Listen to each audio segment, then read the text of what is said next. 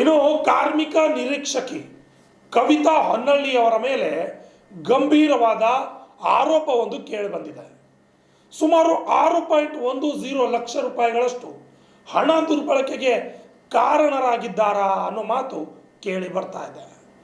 ಇನ್ನು ಕಾರ್ಮಿಕ ನಿರೀಕ್ಷಕಿ ಕವಿತಾ ಹೊನ್ನಳ್ಳಿ 1ನೇ ವೃತ್ತ ಕಲಬುರಗಿ ಇವರನ್ನ ತಕ್ಷಣ KCSR ನಿಯಮ 10(1)D ಅನ್ವಯ ಅಮಾನತುಗೊಳಿಸಿ ತನಿಖೆ ನಡೆಸಬೇಕು ಅಂತ ನವಕಲ್ಯಾಣ ಕರ್ನಾಟಕ ಕಟ್ಟಡ ಕಾರ್ಮಿಕರ ಸಂಘದ ಮುಖಂಡ ಹನುಮಂತರಾಯ ಪೂಜಾರಿ ಅವರು ಆಗ್ರಹವನ್ನ ಮಾಡಿದ್ದಾರೆ. ನಗರದ ಪತ್ರಿಕಾ ಭವನದಲ್ಲಿ ನಡೆದ ಸುದ್ದಿಗೋಷ್ಠಿಯಲ್ಲಿ ಮಾತನಾಡಿದ ಅವರು, ಕಲಬುರಗಿ ಕಾರ್ಮಿಕರ ಇಲಾಖೆಯಲ್ಲಿ ಹಣ ನೀಡಿದವರಿಗೆ ಮಾತ್ರ ಸೌಲಭ್ಯ ಸಿಗುತ್ತದೆ.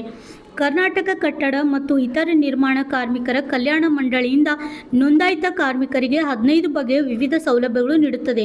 ಅದರಲ್ಲಿ ಪ್ರಮುಖವಾಗಿ ಮದುವೆ ಧನ ಸಹಾಯ, ಅಪಘಾತ ಪರಿಹಾರ, ಪಿಂಚಣಿ ಸಹಾಯ ಮುಂತಾದವು ಸದಲ ಯೋಜನೆಗಳನ್ನು ಸೂಕ್ತವಾಗಿ ಸ್ಥಳ ಪರಿಶೀಲಿಸಿ ಸಂಬಂಧಿಸಿದ ಕಾರ್ಮಿಕರ ನಿರೀಕ್ಷಕರ ಮೂಲಕ ಯೋಜನೆಯಡಿಯಲ್ಲಿ ಸರ್ಕಾರ ಪಾಲು ಮಾಡುತ್ತದೆ.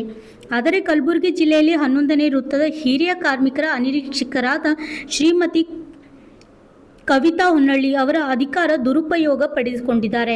ಸ್ವಯಂ ಲಾಭಕ್ಕಾಗಿ ಅನರ್ಹ ಕಾರ್ಮಿಕರಿಗೆ ಸೌಲಭ್ಯ ಪಡೆಯಲು ಹಣ ತೆಗೆದುಕೊಂಡು ಮಂಜೂರಾತಿ ಅಧಿಕಾರಿಗಳಿಗೆ ಅರ್ಜಿ ಶಿಫಾರಸು ಮಾಡಿದ್ದಾರೆ.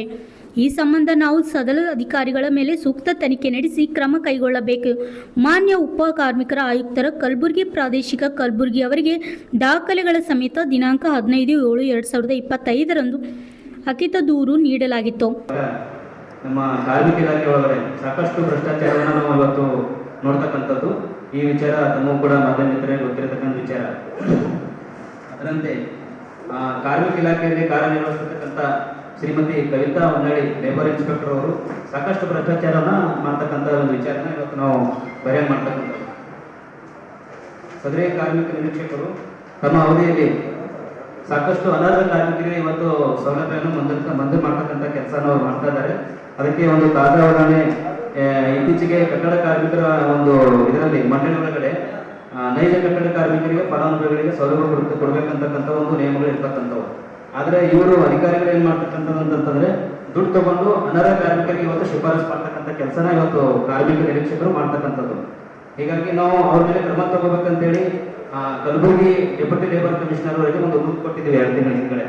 ಅದರಂತೆ ಅವರು ಸೂಕ್ತವಾಗಿ ತನಿಖೆ ನಡೆಸಿ ಇವರೊಂದು ಈ ಒಂದು ಹಗರಣವನ್ನ ಅಥವಾ ಈ ಒಂದು ಅವ್ಯವಹಾರವನ್ನ ಮಾಡ್ತಕ್ಕಂಥದ್ದು ನಿಜ ಇರುತ್ತದೆ.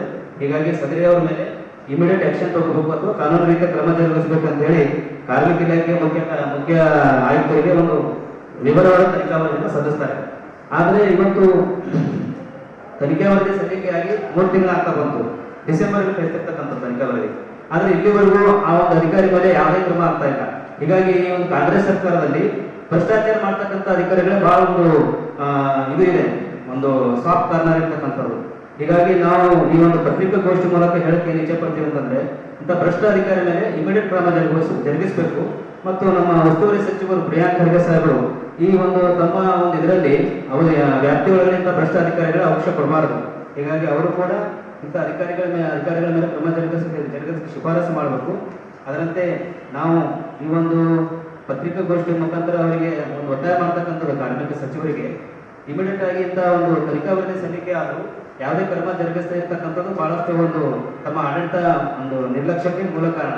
ಹೀಗಾಗಿ ಒಂದು 15 ದಿವಸ ಒಳಗಾಗಿ ಇವ್ರ ಮೇಲೆ ಕ್ರಮ ಜರುಗಿಸಬೇಕು, ಇಮಿಡಿಯೇಟ್ ಸಸ್ಪೆಂಡ್ ಮಾಡಬೇಕು.